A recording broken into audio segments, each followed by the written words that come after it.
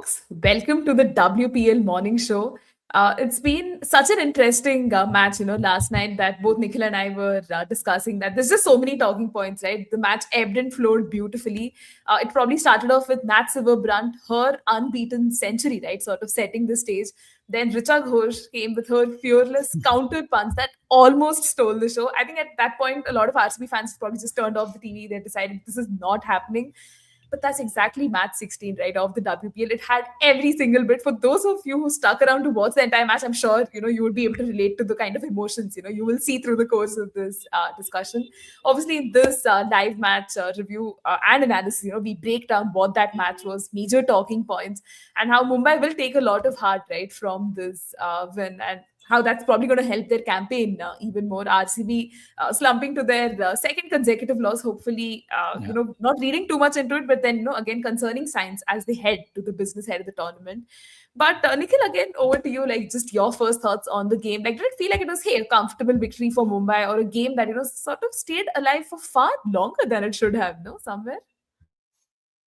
I think they are doing this for the greater good, of the tournament, and couldn't have been happier for both those people who did exceedingly well in terms of their individual capacities, both Nat Sciver-Brunt and Richa Ghosh. Nat Sciver-Brunt single-handedly, again, we'll get to her praises later.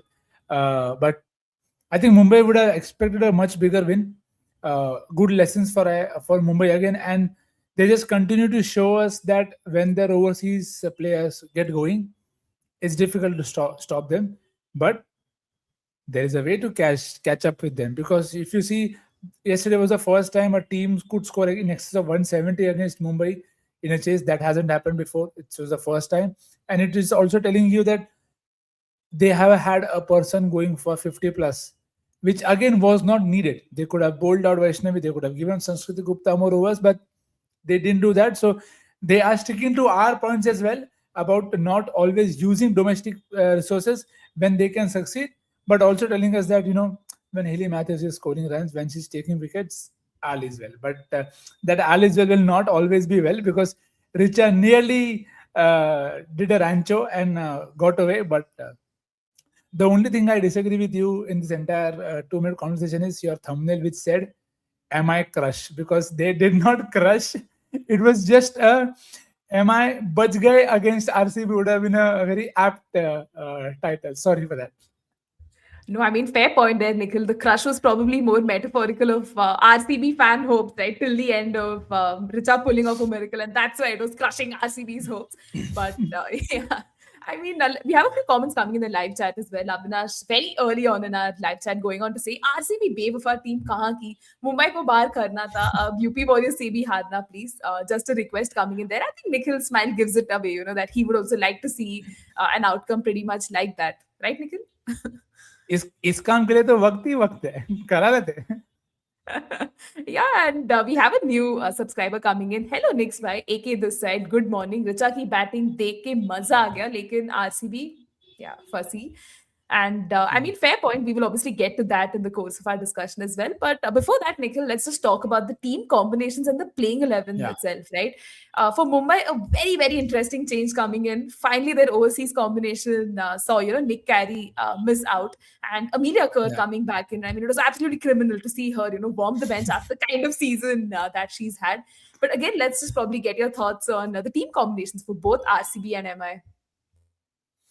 Yeah, I don't think RCB had much room. I know Pooja Vastakar is fit, but I can't fathom where she will slot in this lineup, because again, we have to remember she went out for Arundhati Reddy, who's been bowling well. Even yesterday, she started really well. So I don't think there's a scope there. So that was that. And for MI, I mean, finally, sense prevailed. We spoke about this in our previous chat, where we said about, you'll have to take the call with one of the all-rounders, and you're not going to do that with Nat Sciver-Brunt. God forbid, if they ever do that, they should be dismantled. I'm just saying it out loud, sorry. Even more so now that she's got your first ever century in the tournament. So that you were always going to pick Shabnam Ismail, and she showed yesterday that, why. Again, I think her economy rate tells you that she's done her job. The only problem for MI has been the support cast at the other end, because even yesterday you saw Ismail bowl well, Nat Sciver-Brunt going for runs. So it is something that they I have still not fixed, and it is a good sign for other teams. So uh, Amilakar coming back is good. I wish they use a bit more of those Indian players, because right now they are playing with 8 players. Poonam is hardly used, Sanskrit is hardly used, and Vaishnavi was used but partly. So I still feel, and again, Rahila will get to her. I think she gave a moment that I will never forget in the WPL. So if you see, you combine half of Rahila's batting and Vaishnavi's bowling, that's 3 players that am I are not using. I know I am nitpicking here, but my point is those are the areas where people can catch them. If you go after a Hilly Matthews, if you go after Amilakar, you will put them under a lot more pressure. So I think that is a good blueprint. So RCB have lost, but they have still given others a blueprint. Of course, see, UP did it already 2-2. So if people miss those lessons, RCB just reminded them that you can put pressure on MI. So it's a good sign for both MI and the others that despite that one change, MI looks strong, but there are still areas that they can work on.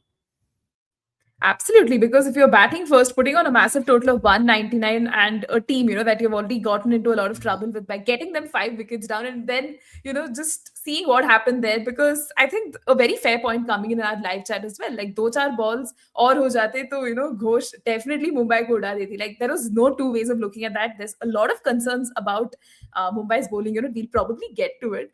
But again, just chronologically looking at the match itself, right? Mumbai, was put to bat first. Now, again, their opening combo had Haley Matthews and, Sajeevan Sajna opening for them. Slightly, just comes under the scanner. Like, is this the best opening combo you want to opt for? But, Mumbai seems to, put their weight behind this duo. Again, your thoughts, Nikhil, like Sajna has been used as a finisher. Now, again, coming right up top there. They tried a lot of experiments, a lot of musical chairs situation happening there for MI. Not looking like the cleanest situation right now. Yeah, and that is very unfortunate that they don't have an option on. I think they were very keen on starting with Amilakar and hoping that she and Kamalini would emulate what Yastika and Matthews did when Matthew was not fit. Now that Haley is fit, she's come back, but Kamalini is injured, which means they haven't had that stability that they want. And I'm all to watch Sanjana bat, but not at the opening spot. I don't want to put it any other way because those dismissals are very predictable. Everybody's going to attack the stumps, and she's not a designated opener. You can see giving them 1 or 2 games against specified opponents can still do the job. But if you look at all the opening bowlers at this point of time, I can't think of one attack that Sajivan Sanjana can get away with. There is Kashvi and Divine there. If Kashvi and Renuka, forget Divine, Kashvi and Renuka will take care of her. Shikha Pandey, Kranti God can take care of her. You have obviously, even if she faces MI, I don't have to say about Shabnam Ismail.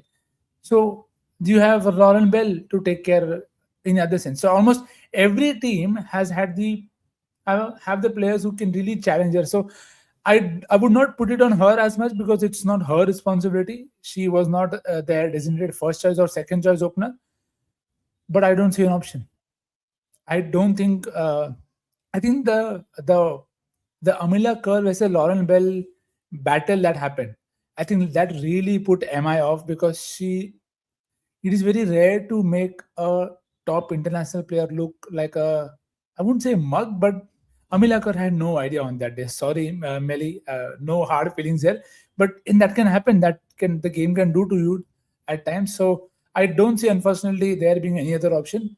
All I'll hope is Sajeevan Sanjana is a bit more smarter about picking her options. Like if you can't get the boundary, fair, just get off strike. But even getting off strike, you cannot just come in front of the stumps and miss one on the patch. It is going to be that tricky. Maybe she will do well against MI because if somebody else plays her Ismail, then she can go after the other bowlers maybe. So unfortunately, it is what it is. I don't see Rahila being promoted. So yeah, Sajeevan might just have to do it for a few more games. Yeah, because Sajna and her struggles, right, against the new ball. I mean, it is quite apparent and there for everyone to see. But right now, I think they're Yeah. just using her as that sort of a temporary option, right? Because missing Yeah. out Kamlini was like a massive, like loss to them. But again, here's where Nat Sciver-Brunt, right, comes to the occasion and does her thing. Let's probably just, isolate and talk about her knock itself, right? I mean, scoring Please. WPL's first ever century, the kind of celebration she had after that, it showed, right, how much it meant to her and to her son as well. But again, when you just sort of dissect the knock itself, it wasn't one of the most flashy ones when it started off, right? You could see the dot ball percentage catch on and like the Yeah. kind of partnerships and everything.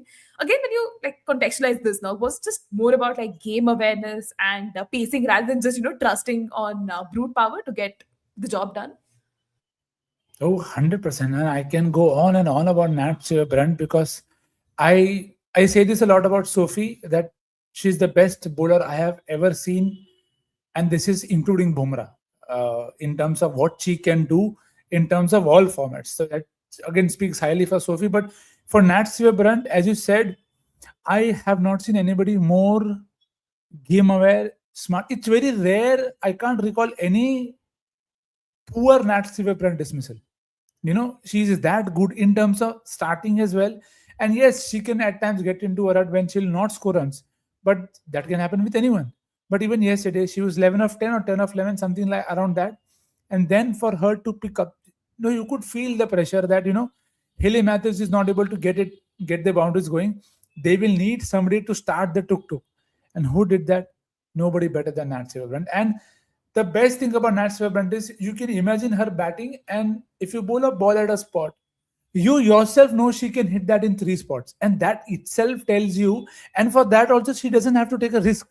It's not that she's going to go, reverse, and she's going to, no, not needed. Her game is solid enough to find the gaps, and it is such an underrated skill right now because you see that everywhere across the cricket ecosystem that everybody's getting very you know, flustered by 4 or 5 dot balls. Let's just go for a very funky release shot. It's not needed. But for that, you need to have a great defense, and for you need to also be able to use your feet. How many people use their feet as much as Nat Siver does? Even to get to it is sometimes it's not just about coming down and hitting a six. How many sixes did she hit yesterday? But it is the number of force and the number of gap that she was able to put out. But just by getting sometimes across, sometimes close, the Sri Lanka party over. She's waiting, she gets two wide ones and she flashes. And then she finds now she's going to go full. So then she's able to smartly use a leg side boundary. And at the same time, she can also hit the same ball over mid off. So, I mean, at Sciver-Brunt, I don't think anybody else deserved this as much as Nat Sciver-Brunt because for the kind of impact that she's had on this league, very fitting. And I know you will feel Kare not an Indian, but that's okay. The Indian player is going to get there in this week itself. Hopefully, Mandana would have already got her, but the next one is not too far long. So very, very happy for Nat Sciver-Brunt. And I know I've said this in the past, she covers a lot of plugging holes that Emma had, but that is why you have an auction. I mean, that is why you pick such players because they have that capability. So very, very happy for Nat, for NSB. And may she just convert ones into twos and get a few more tons along the way. Yeah, and I think as fans, we definitely wouldn't complain, right? Because it's such a pleasure to watch her, just go about her business, Yeah. craft a knock.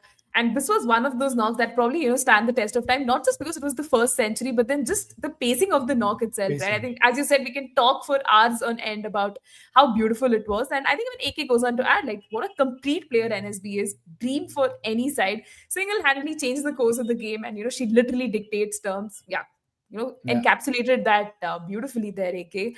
And even just looking at that second wicket partnership, right, between Nat Sciver-Brunt and Haley Matthews, they added what, 131 runs. Now, again, Nikhil, if you had to look at how crucial that partnership was, it ensured, right, MI's total was always going to look big after the kind of quiet start Yeah. that they had.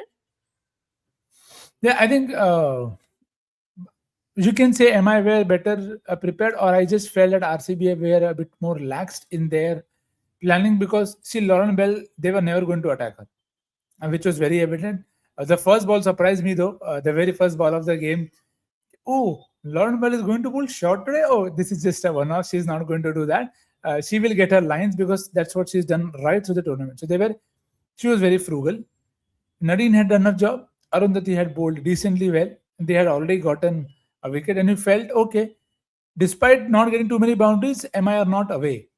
But the break came after the power play, because they what MI ensured is they don't lose more than one wicket, and that in itself is a massive tick for them in terms of their plans, because whenever they lose less than one, they are averaging in higher of 160s in terms of the average score that they get. And that now Richa already proved that this may not have been enough, but for all you know, it may have been enough in some other parallel world. So I think it was. So I was counting this during my live stream as well. It was a bit later, but from almost 11 to 14, they had two boundaries in every over. Where how rare is it for it to happen that you have absolutely no control in terms of a bowling side, that there are so many boundaries happening that you just are not able to stop the run flow. And it was a very concentrated effort, I feel, to go after Sri Lanka, because again, right through the tournament, we've seen Sri Lanka go for a lot of runs, but she's picked wickets. But the place where I think they got really hurt is when Nadine bowled a good over and Lauren Bell had done her job. Siley also did her job fairly well. But when Sri Lanka came on, the two boundaries that came in her over, I felt just freed MI completely, because then they went back to Nadine, they got back, they went to Reddy, they got back Radha, but the damage, the momentum that they wanted was already in, and it was thanks to Nat Sciver-Brunt. So I think the plans were there, but MI were very smart to ensure once they had the momentum on their side, they never let it go. And I don't think Arundhati Reddy bowled bad as well. I felt some of the shots also came off the edges, which is just part and parcel of the game. Sometimes it will happen with you as well. So maybe they could have gone to Radha earlier. I don't know. Radha hasn't had a good time with the ball in the tournament, and that is something from her 50. It's these wickets that matter. So I think that is the one place where I would want to see how RCB react to that kind of a problem. Yeah, it'll be very interesting to see. I mean, how RCB sort of even bounces back, right, from this loss, because there were a few apparent areas that we had spoken about even in their golden run where they were winning back-to-back matches, Yeah. but now those problems, seem to be coming to the surface. And live chat, we do see your comments coming in. We'll keep taking that up, but please keep spamming us. We absolutely love having this dialogue with you.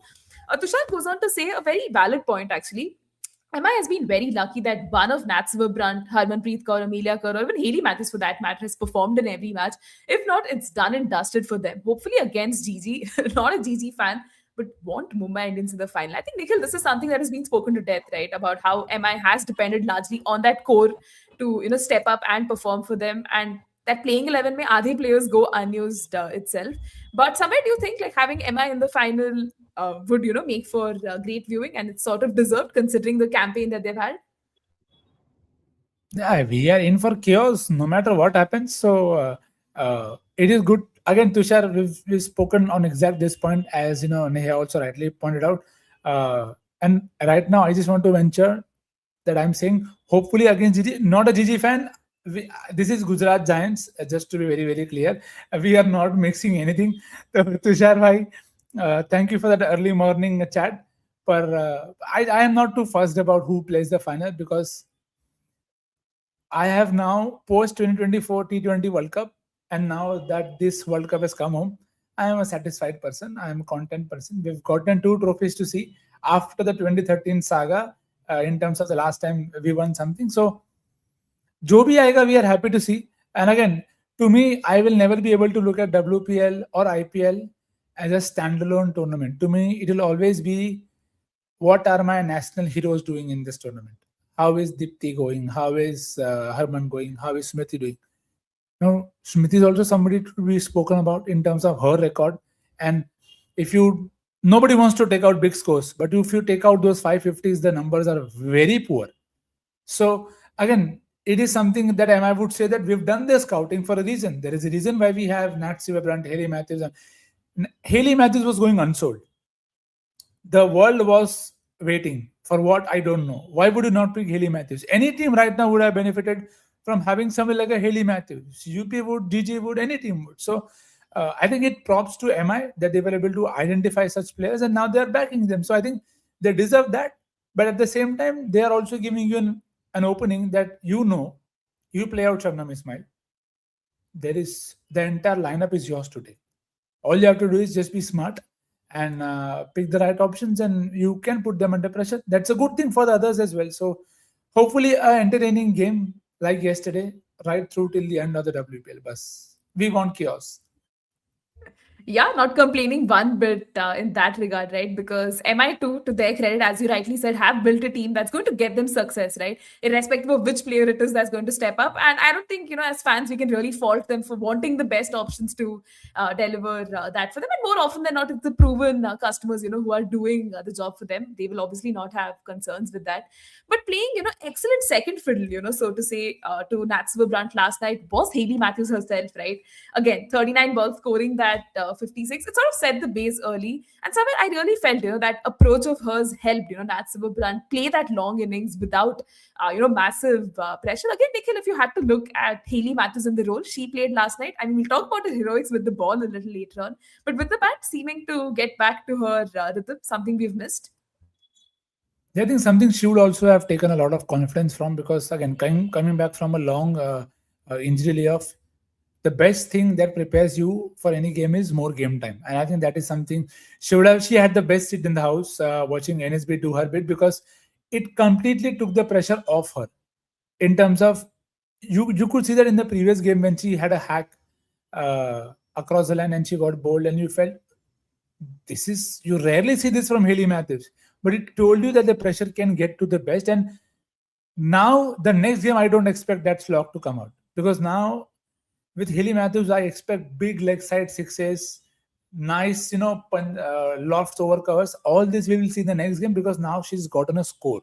And the striker doesn't, again, it will look poorer in comparison to Nat Sciver-Brunt, who went at 175, but she also went at 143. It's not a bad strike rate to have. So I think she'll take a lot of confidence, and she literally took that confidence into her bowling, because we saw her not bowling enough overs in the first two games, but it almost feels like a very conscious call to gradually get her into them, because we have to remember there is a World Cup coming in a few months' time. So, and Haley Matthews is a massive cog in that West Indian wheel, so you don't want to risk her as well. So I think MI will be very happy. I think that was the biggest positive, if you ask me, for Mumbai from that win. Haley Matthews getting among the runs and the wickets, because she is the one who sets the game up with NSB.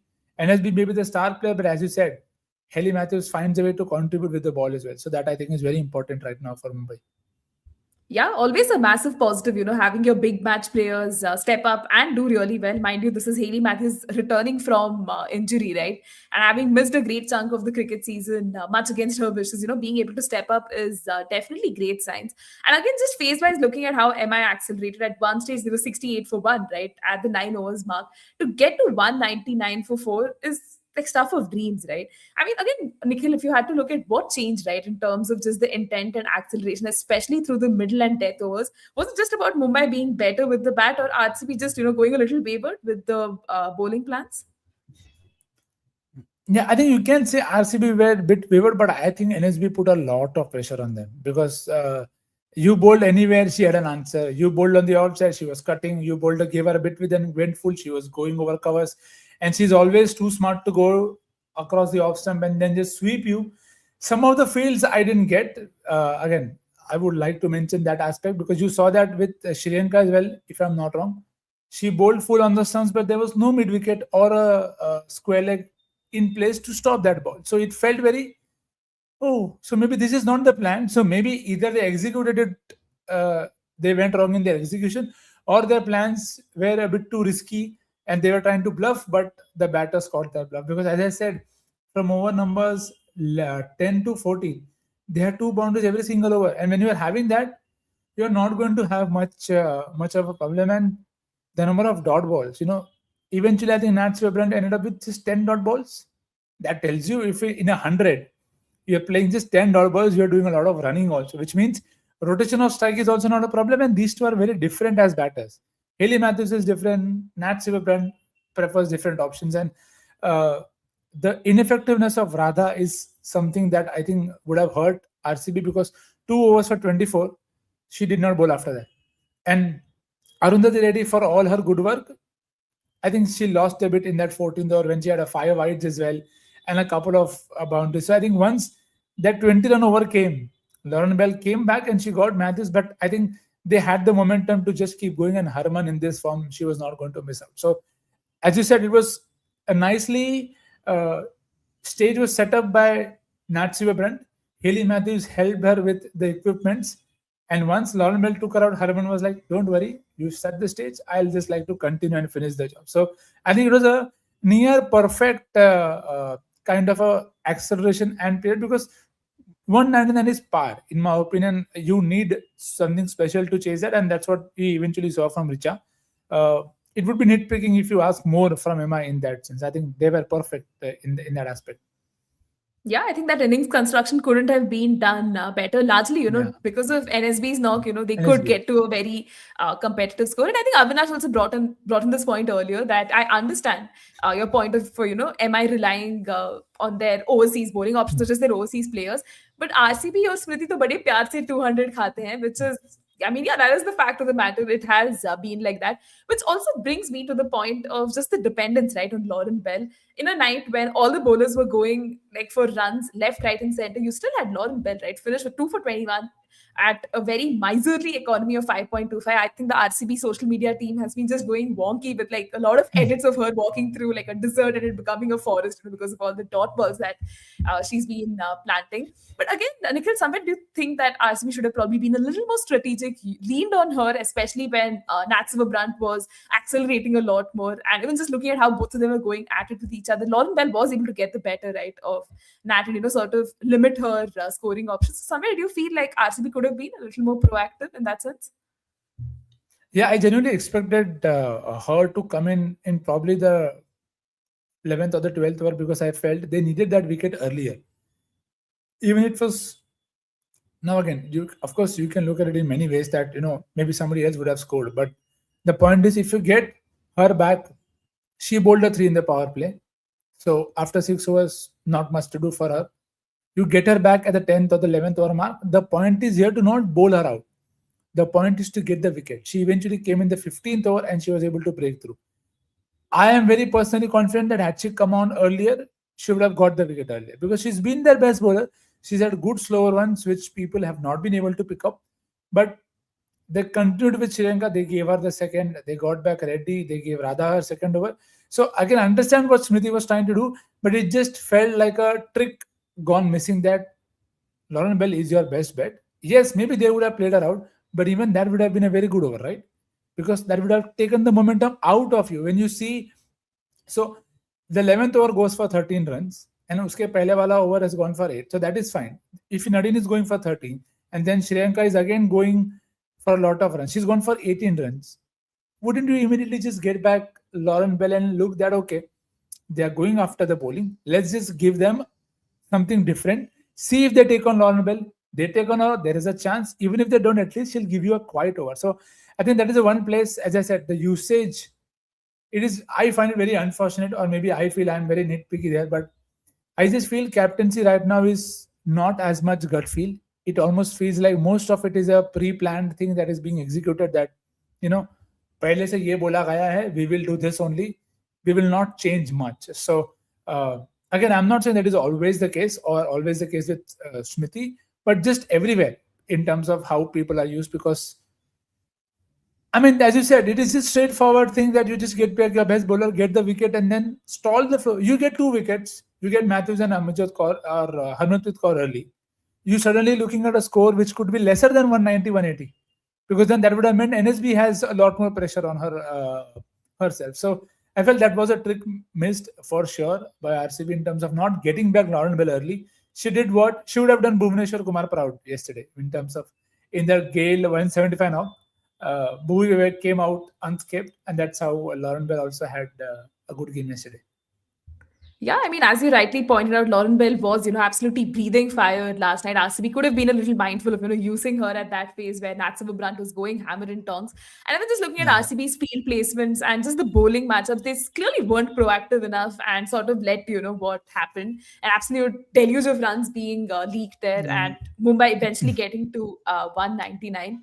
But Nikhil, let's probably move to the next phase of our discussion about just RCB's batting itself, right? I mean, again, a lot of expectations were that hey, you have someone like a Grace Harris who can give you a start. But again, her form, right? You suddenly see there's a sudden slump in the form. I open Twitter, everyone is like, yeah, Grace Harris is circumspect against the, like the new ball, and it's better to bring her in the middle order, have have Georgia ball open and all of that. Again, the management seems to clearly be backing her to have that opening spot. And I think in our previous discussion, we've spoken about where we stand on it too. But again, how do you just look at Grace Harris and the decline in form suddenly, right, mid-season? Not great signs for RCB. It feels very peculiar that it is exactly worked out, how we've all expected it to, in terms of it's not her fault. Again, the same thing that I said for Sajana, I would say the same for Grace, that it's not her fault. You opened with her, you got a great knock, fair. But the teams will get smarter as the tournament goes on, because they will figure out, don't give away, bowl stump to stump, bowl top of off. There is a reason why she doesn't bat at the top of the order for any of her sides now. So there's a clear reason for you to work out. For UP, it was a no hope, nobody else left to open, and hence you went with Grace when you went there. But that isn't the case with RCB. And Georgia Wall is just there, breathing down that neck at number 3, wanting to open. So it just feels like something that should be done, but it is not being done. And again, the problem now with cricket is, like we discussed in the last game, it's about that one day. Grace Harris gets a 50 next game. Everybody's like, hey, we told you Grace Harris should only open, and this is what she can do. But my answer to that is the same thing can be done by Georgia Wall. She has a 90 in the same tournament. So it's not that she can't do. She can also bowl. She's not been used. Grace Harris, chalo, I understand.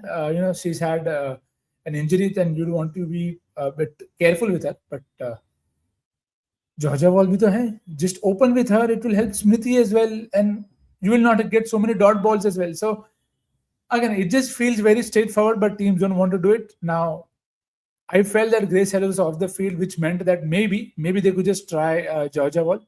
And see, these are the games where if you want to try, you try now. You cannot go out and try in the last game against UP and say if it doesn't work, then you're done. Because right now, Grace will be like, I can't get the runs. Now I've lost my opening spot. And Wall will be like, I can't get the runs. I was given a chance to open. Now even I can't score runs. So it is a not a win-win situation for you. Now I don't think that they will change. I think they will just continue with Grace and see whatever happens. If she comes up, she comes up. If she doesn't, she doesn't. They're happy with it. Yeah, I think most teams, seem to follow this mantra of backing their players to the hilt. We see how UP Warriors has been doing Yeah. it with Kiran Navgire and RCB with Grace Harris, because on her day, she can explode and absolutely give you the kind Sorry. of runs that you need. Sorry to interrupt. Kiran Navgare is writing a book, if I'm not wrong, in terms of 101 ways to get out, not to be followed.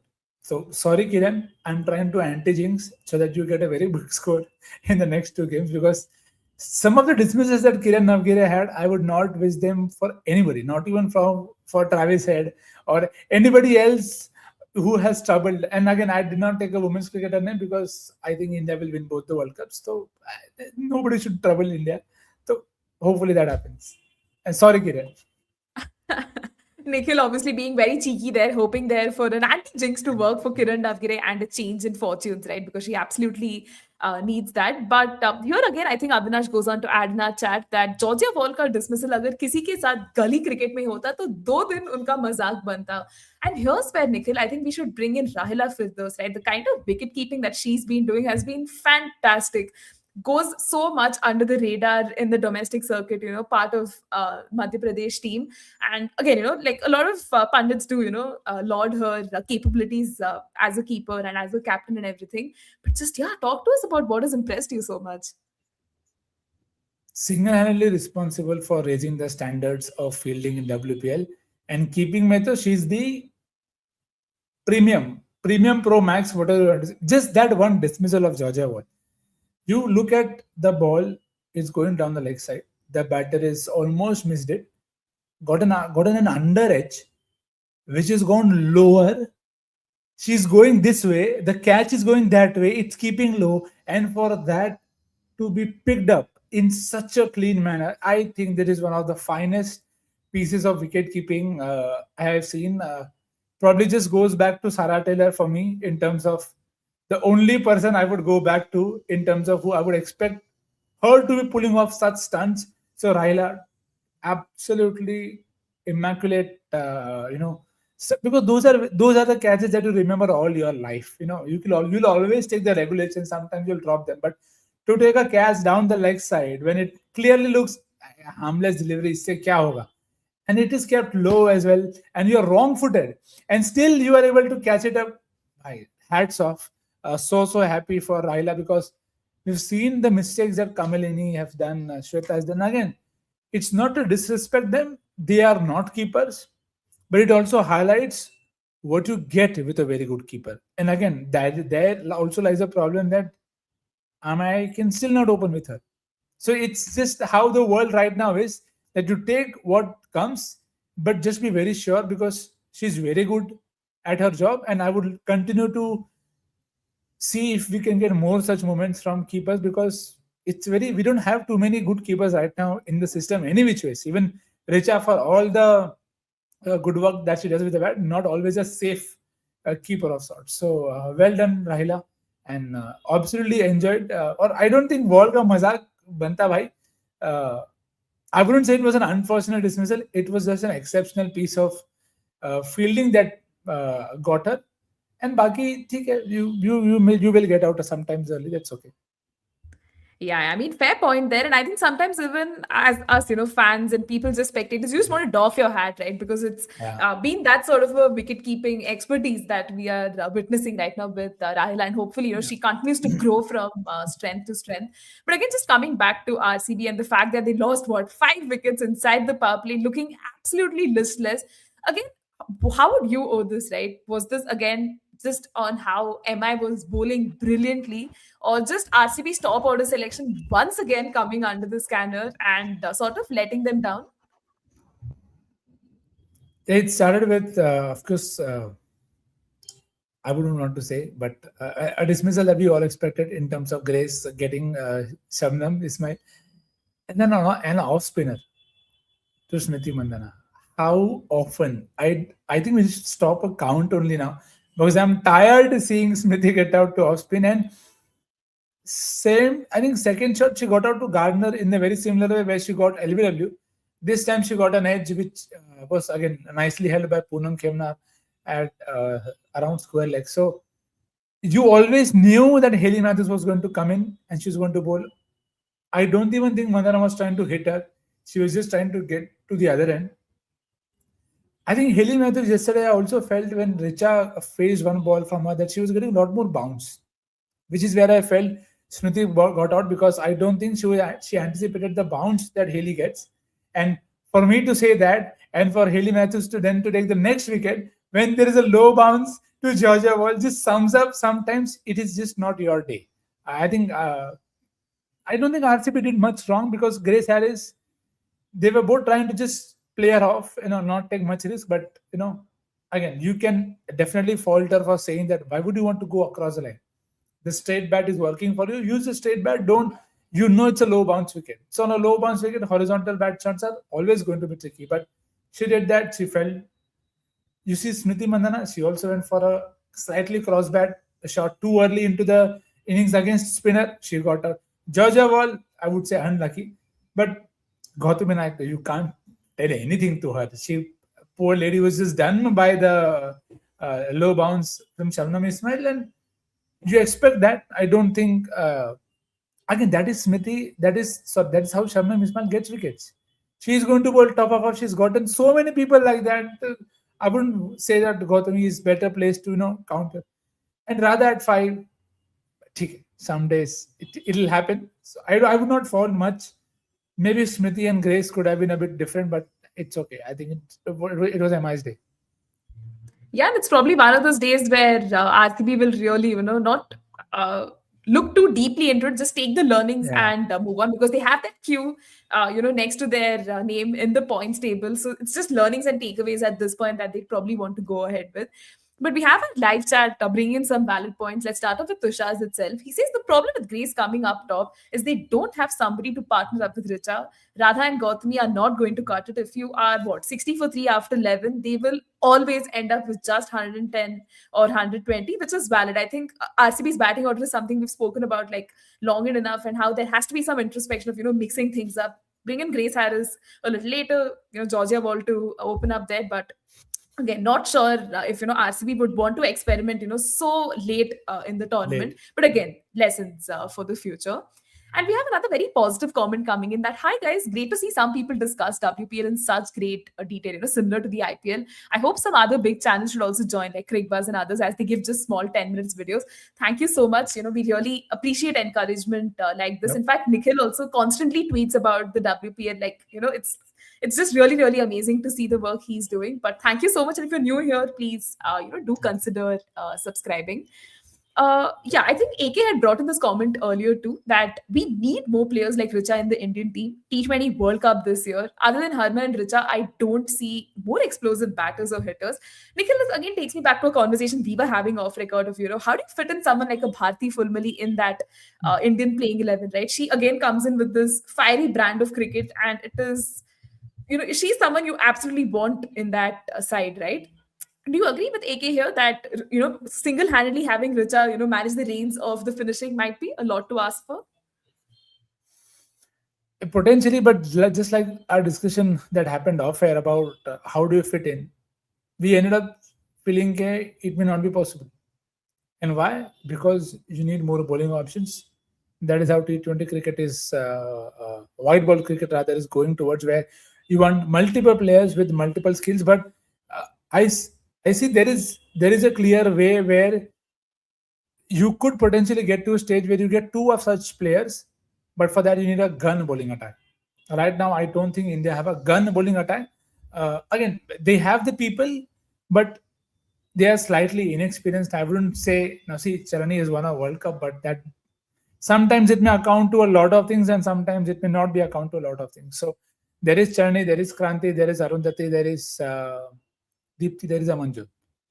Those are five people. You'll have to pick all five of them, and then you already have a top six sorted. So there isn't much room for you to play around with, because you will want that sixth and the seventh option. And again, the problem then there lies, okay, if in my top five, maybe Shafali bowls. So that is a place where maybe they can take a risk where say, okay, Amanjot, sorry, we will take your aura someday later. Today, let's have a look at full Mali, say against Australia, that Shefali, you, and that is why you need somebody to in the top four to bowl, because then that really helps you have that extra specialist finisher, because then I think you can play. You have Shefali Smithy to open, you have Jami at 3, Harman 4, and then you can go Richa 5, Fulmali 6, and then you still have 5 bowling options. So that I think along with Shefali up top. So that's the one way that I feel they can try and do that. And of course, you need this, and which is why WPL is important, and which is why I will again reiterate, it is important to give Indian options that role. It is always Nadine de Club will always do it. Herman will always do it. Sophie Divan will always do it. But to see Fulmali do it is great. To see Gautami get a 50 is great in whatever situation she did. So that is what I want to see the WPL get to. In terms of my next hope from WPL will be to give these younger, or more wouldn't say younger, to give the Indian options the tougher roles and prepare them for those kind of roles, because we are getting to a stage where we are seeing that, oh, there is room. Somebody like a Richa can be 30 of 30 and then score 60 of the next 20 balls. That is crazy. We don't want 60. But even if somebody can score 40 of the next 20, we would love to see that. So I think there is a clear pathway there in terms of how to go about them, because WPL is there. Maybe next year another team comes in, hopefully, and then more talent will be distributed. You'll get more Indians who will get opportunities. So I think there is a good way. This is the best time I feel to unearth. I also see WPL have a speed, India's next speed gun, like a contest. That is also important to see, because we had a batch of pacers. They've all become very injury prone. You had Pooja, Thitas, but now, oh my God, they're all injured. Who do you go to next? So then is where again Nandini, of course, is coming through this WPL, which is good. So I think good times around for Indian cricket in that sense, but it will need a good plan. It will not happen without a plan. It will have to be well planned in terms of how do you fit in these specialist uh, hitters, where do you play them, and then where do you play these pacers, because the World Cup is in England. You may not need more than two pacers. One pacer you already have in Arundhati, or is Kanti your first pacer, or do you want Amanjot? Take a call. And couldn't agree more there with you, Nikhil, that you want the WPL to sort of deliver a lot more players like Yeah. this, who can constantly step up and be that player for the team who can get them across the line. For the uninitiated, I think just read Bharti Fulmali's story. Purnima Malhotra has done a wonderful profile on her for Cricket Pass, and it's just phenomenal in that sense. I know we're slightly going off topic here, but then Cricket Ladki, I think this is a new subscriber. Hey there. Bowling की बात करें तो India की death bowling बड़ी नहीं है. Like you have Kashvee Gautam, Amanjot Kaur, Reddy, Deepti all going for runs. कौन करेंगे death bowling? Again, Nikhil, this could be a matter of concern. This is again a T20 World Cup year that we're talking about, Yeah. and T20s obviously is an entirely different beast, right, in comparison to the ODI side of things. But somewhere, are you just looking into this deeper? Oh, 100%. And we spoke about this in the previous chat. So firstly, thank you so much, Cricket Turkey. Nice username. Love being honest and straightforward there. We discussed about how India has so many options who are great first 10 overs bowlers. Great first 10 overs bowlers. But what about the last 10? You cannot continue to rely on Adipti. Okay, oh, bhai, madam, thankless job. Please come and just bowl at the back end. And if you go for runs, we'll call you names, we'll send you at the wrong time, and then again call you names that you can only find mid wicket. So, again, no Dipti Sharma haters were harmed here. But the point here is, are we doing enough, as you rightly said? That's why we need WPL to give us more options. So, maybe Nandini leapfrogs everybody if she continues to have that nice back of the hand slower one. That, by the way, should have got Richa Ghosh yesterday. Should have gotten Richa Ghosh yesterday, but Haley Matthews had different plans. Maybe she made her captain. Who knows? But jokes apart, that is an area of concern because Amanjot yesterday went for 27. 15 is fine. 12, 15, you'll go for those many. 27 is way too many. 27 means you are very predictable. The batter knows it before you have thought of that. Oh, this is what she'll bowl. This is what she'll do, and this is where I'll hit her. It is too scary a place to be. So, as you said, Kashmir had a 23 run over. Amanjot has had a 27 run over. I think Reddy is still better in terms of my options, but I'm still happy to go at 10 or 12s, not more than that. But I definitely feel there needs to be more work that has to be done to again give these guys a go. Give these guys a go. Bowl Vaishnavi at the back end. See what she can do. Which was the last left-arm spinner who bowled at the back end for India? I can't recall. Poonam did way back. Radha did at times. But now Radha is predictable. Who's the next option? Charani can do now. That is good.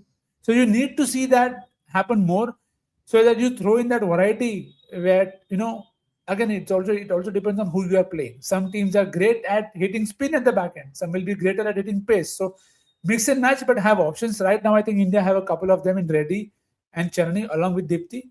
Not bad, but definitely work to be done in terms of having more options ready, because if somebody gets injured, we have no option.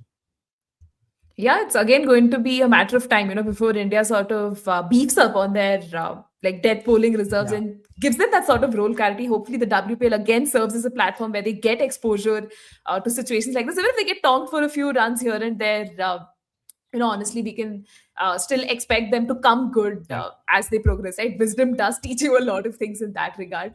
And there was this other comment from Tushar that I did want to take up. And for God's sake, why does Smriti have to, get out in the same way? Which brings me to Haley Matthews, right? A very underrated spell from yesterday, 3 for 10 in her 2 overs. I think it just quietly turned the chase around in MI's favor, right? Like, again, Nikhil, if you were to look at just how decisive that burst was in the context of the game, just getting those wickets up front and quite literally derailing RCB's plans massively, right? No, I mean, see, when you get 199, the one thing that you want to not do is give the opposition a free runway in the power play, because that would mean then you are under pressure having to defend a tall score. So you would hope that you get a couple of wickets.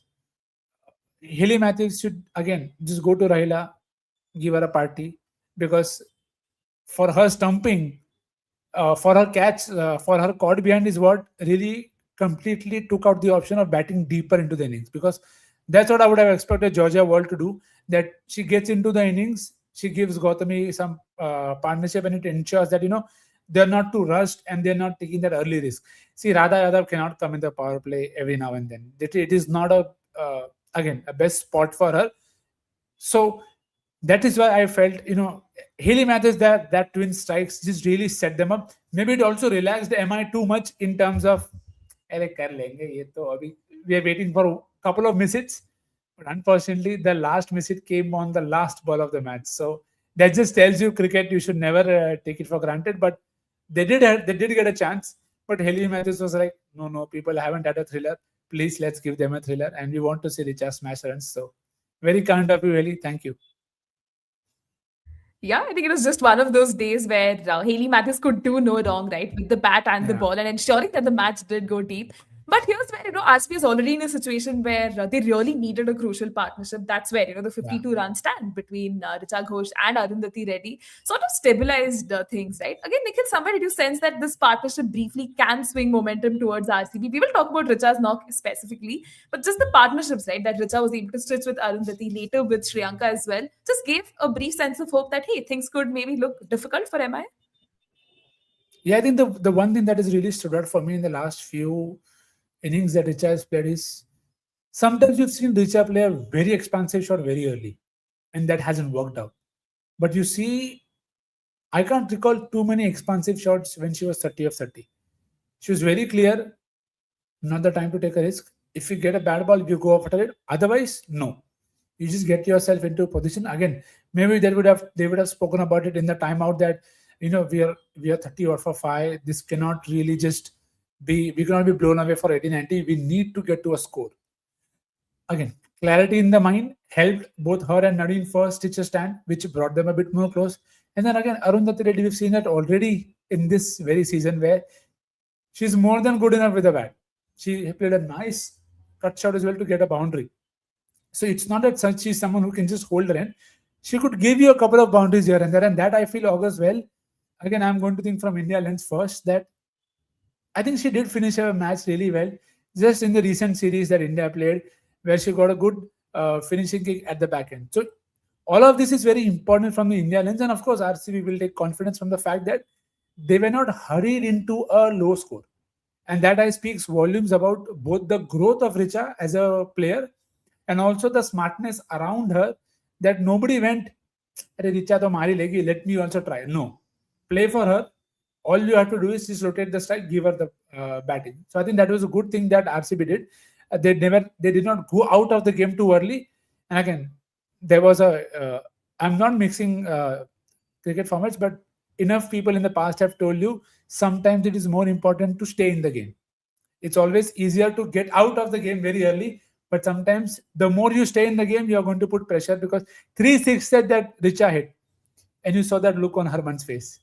She went to Amarjit and like, "अरे तू छोड़ ना यार, तू उसको ये डाल और खत्म कर." So it tells you uh, how much pressure a set batter can put, and that has always been the case in cricket for a long, long time. Yeah, because it sort of brings me to my next talking point itself of Richa Ghosh's knock, right? The 90 of 50 wickets kept falling around her. Yet, she was just marching on, at no point you could sense that, she had pressed the panic button. At times she was frustrated, of not being able to middle that Yeah, ball to a boundary or so. But then there was no sense of panic, which I think is just remarkable skills, right? She's, again, a very young player still, I think it would be unfair to say she's finding her feet because she's, just winning games left, right, and center. Almost gave hopes that, RCB could pull off yeah. something special. But yeah, like just talk us through that knock, Nikhil. Like I know you did talk about it briefly, but then again, just the construction of that knock, just ensuring, right, it was such a incredible feat. The completely, and as I said, maybe she took a leaf out of the Nat Sciver-Brunt book, where she did not get the boundaries in that sense when she was 30 of 30. She gave the one chance, and that was of a Nat Sciver-Brunt, well bowled back off the hand, slower one. But after that, I can't recall a single chance, because she was very precise, and that at times can be very, very scary. And I will always go back to this example that Virat Kohli gave in 2016, where he felt, I was batting so well, I was seeing the ball so well, I felt I could hit every ball for a six. But then I realized I'm getting ahead of myself, and that is a very important part of your pacing the innings phenomena. When you are chasing that, you need to know when to go and how much to go. And I don't think Richa could plan it yesterday. But the point was, whenever she went for it, she was always very clear, and none of those sixes were, just over the ropes. No, they were. She hit a six while she was falling over, and she got a six off a spinner. It was not even a pacer that she got a six off. So it just tells you how much uh, work has been done in terms of finding the right connect at every time. That when I want a six, I should be able to get a six, and that is a skill. As we just discussed a while back, very few people can hit that. Even Nat Sciver-Brunt scored a century without hitting too many sixes. But that is not that's not how Richa approaches her game. So uh, may the work keep happening, because there was a period of time just before this where you felt there is a change of stance, there is a change of way she's being at the crease, and she's not able to access certain areas. None of that yesterday. A clear mind, a clear goal. I want to stay first, get a score, and then I'll try and get as much as I can. And I mean, 59 from 12. If you are able to put pressure on the opponents, it tells you are special. And again, too many people can do stat pad batting. It is not that easy. Not everybody is able to do that. So, very, very happy to see that. Absolutely, six hitting fest is what I would call it, because clear so many parts of the ground access and majoritively straight. What better than that in terms of the safest place to hit a cricket ball? So well done to Richa. Uh, Again, not a surprise, because we've seen her do this before. So it just feels good that she gives these examples from time to time. That one day she will be able to pull off something crazy just like that, just by being there, because people will know we need to get her out. So I think very, very happy for Richa. And again, I completely take the his point about hitting when it was almost 15 runs, but that is not always on her. It's not a planned thing. Nareen got out to Amilakar again, just possibly at the wrong time. That you needed her for a bit more time, and then even Nareen could have put a lot of pressure, because she's again very powerful. She's done that against India, against MI the very same season. So good signs there. Again, I would look from India lens first. RCB, of course, can win another title, but Richa, please continue to bat in the same way. More clarity of thought and just good ball striking. Yeah, and I think again, as RCB fans or just people who absolutely love seeing fiery batting like this will absolutely not Uh, complain. And I think earlier in our live chat too, we had this comment coming in of has Richa actually helped RCB reach the finals with her super performance by keeping the net run rate healthy, right? So even if RCB ends up in the league stage with just 10 points, ideally that shouldn't happen, still would end up at the top. Nikhil, again, do you agree that Richa's performance actually helped RCB's net run rate not take that much of a massive beating?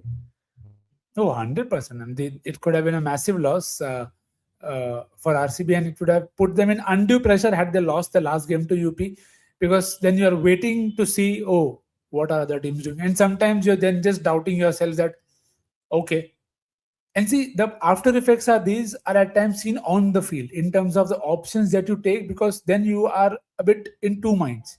So I think that they were able to close it up in such a way that they lost by just 15 runs helps their net run rate massively, because then it's not a too big a loss, and they could still eventually play the first final, and then they will thank Nadine and Richa both for firstly winning a game that they shouldn't have won, and then coming so close that they nearly won one. So uh, it may be eventually it may come down to the fact that, okay, if UP play well and they get beaten, it is still fine. I don't think it is a problem that RCB can say that, maybe we should have qualified early. But you it is cricket, random things happen, and the more you can control the controllables, you will be fine. So I think that's what RCB have done. They've been able to control the controllables as much as they can, so that is good for them.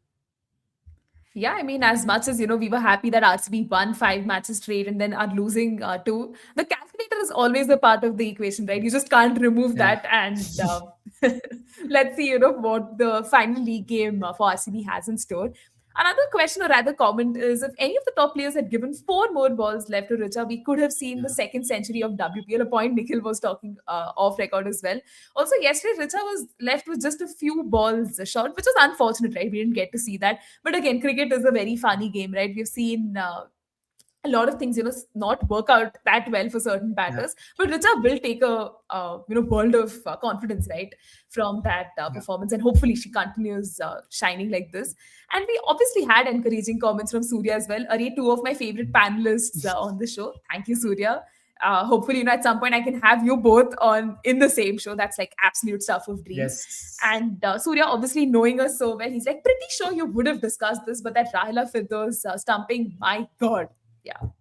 Yeah, Surya, we did discuss that early on. And even Shajan, one of our friends from the podcast, going on to say, good to see Nikhil by here with Neha. Thank you, Shajan. And again, Nikhil just coming back to the match itself. Richa, did her thing. And you could see, right, there was just so much panic in that Mumbai unit, but then it was always going to be tough like that. But again, credits to Mumbai, right, for being able to pull things back. I think one bowling performance that we should talk about is that of Amelia Kerr, right, after being dropped, coming back in 2 for 37, getting the big wickets of Richa Ghosh and Nadine de Klerk. Any bowler would be happy to have this on their resume, right? Getting two massive pinch hitters, back to the pavilion. Like, how important do you think was her timing, right, in sort of closing the game out and just a very underrated spell again? I mean, I just want you to put Surya's comment there because the answer lies there. Amelia care to all of us. What else we here for? Because that is the job of that is the job Amelia has done all her MI times. For all her misfortunes with the bad decisions, she's still been able to take wickets at the opportune time, and she did that just yesterday. Got Nadine, got uh, Richa. Yes, at the back end, but that is her job, and that is why we wanted her into the team. But why, how on earth are you dropping the one bowler who's been able to put pressure? And again, leg spinners, they will always get you wickets. And somebody with brains, please be the first in line and never drop them. So very good, very happy for her. She did not get a chance to bat, but again, an option to bowl at the back end. It is not easy. It is not easy to bowl at the back end. And if somebody has just hit a 20 ball 60, it is unimaginable a few years back that you could be okay, ye hota hai, this can happen. But it just tells you where the game is going and how much the players are now being demanded of in terms of skills. That sometimes you could just say, Arey, let's go wide Yorkers. But people are now carving it over third man. They are getting reverse hits over third man. So no part of the field is safe now. And for that, I think it puts a lot more pressure on the bowlers because the batter takes one ball to get out, but the bowler has to still bowl those 5 balls, even if the first two go for 6 in that sense. So, very happy for Melicare in that sense. A good game out for Emma. I think they would have taken a win eventually. I'm sure. And also, the one thing that I want to highlight is I love this mellowed, smiling version of Harmanpreet Kaur. And I want to say this out loud because before World Cup, I don't think we had seen this version.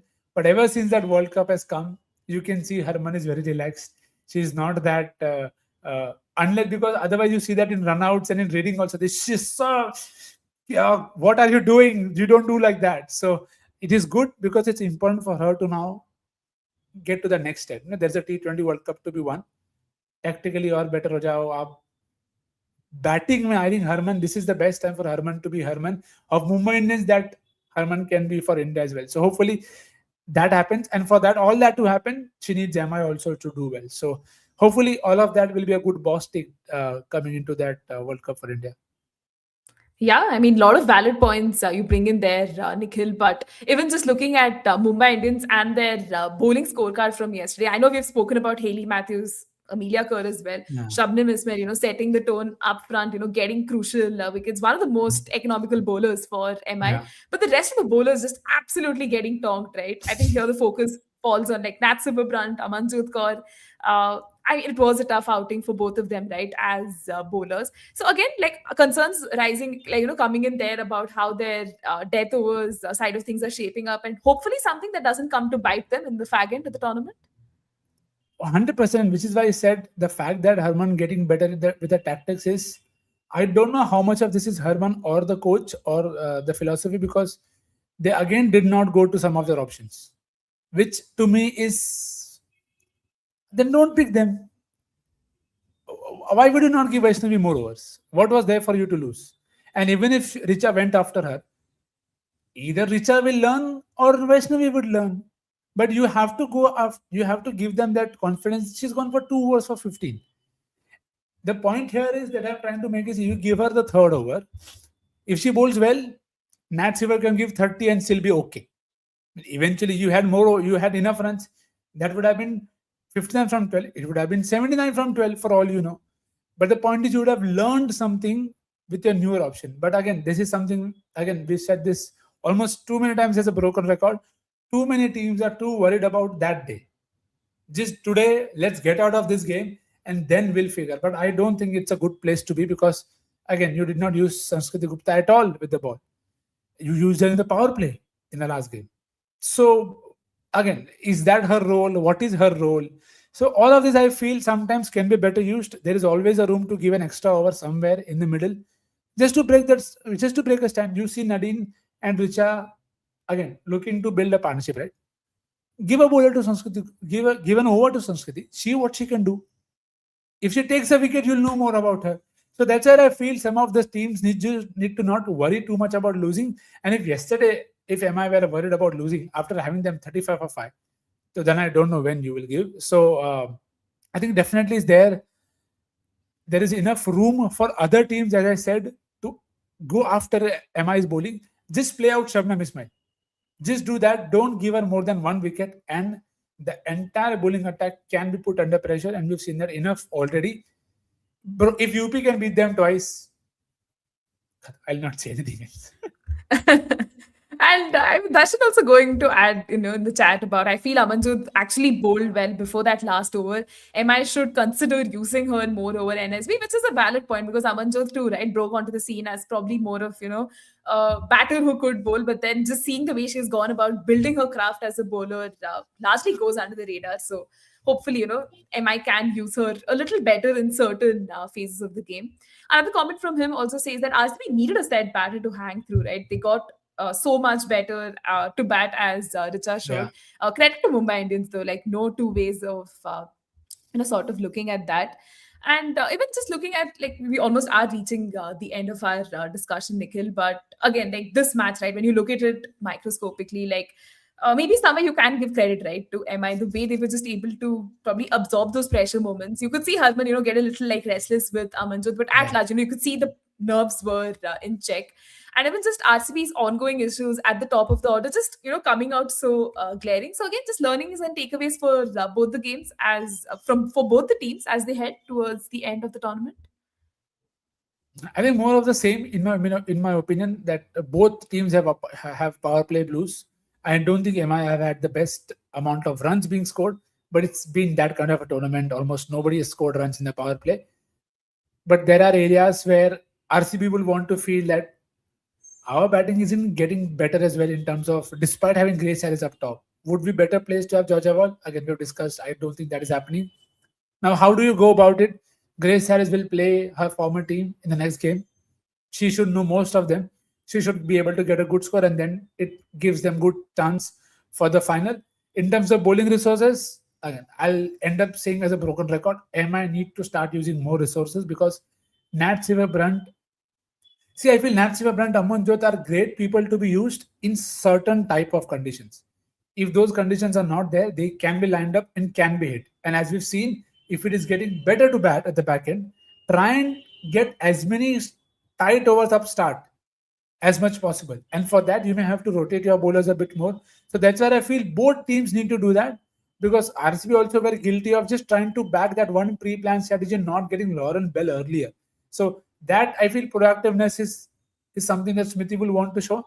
And for Harman, maybe I am very nitpicky about not using Indian resources, because I just feel it gives their team more options. If there are 7 options that you can use them all. Just see what more you can get out of them.